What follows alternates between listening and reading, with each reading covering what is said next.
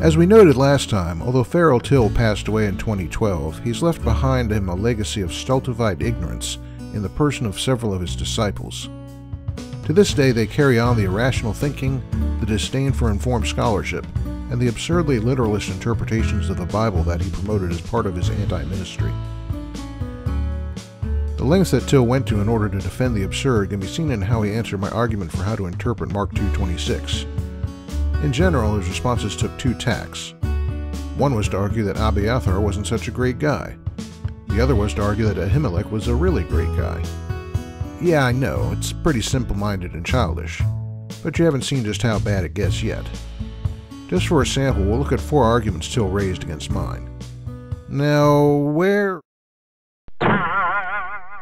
Oh, there he is. What's up, Farrell?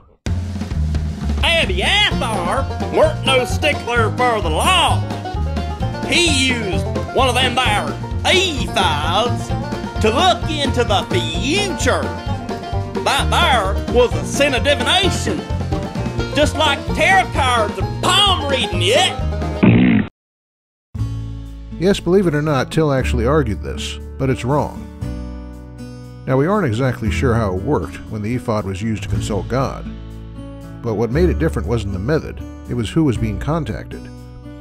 The reason things like witchcraft were forbidden was because it involved calling on a power that was a rival to the true God, not because of the act in and of itself. That there Abimelech wasn't a bad guy.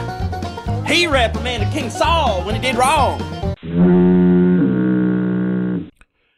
Yeah, well, that's true, but it's beside the point. What matters is that from a New Testament perspective, Abiathar was a more prominent figure in the Old Testament. Just check their references. Compared to Abiathar, Ahimelech barely makes a cameo.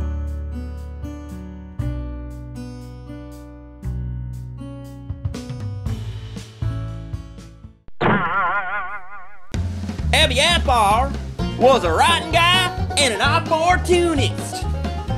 He joined up with General Joab in a plot against David and Solomon, and was banished by Solomon.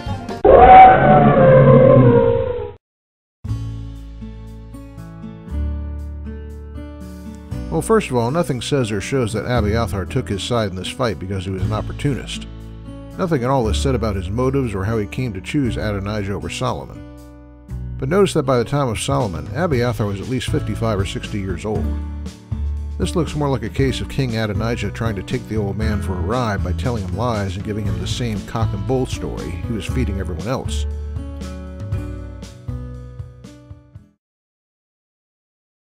One last argument. Go ahead.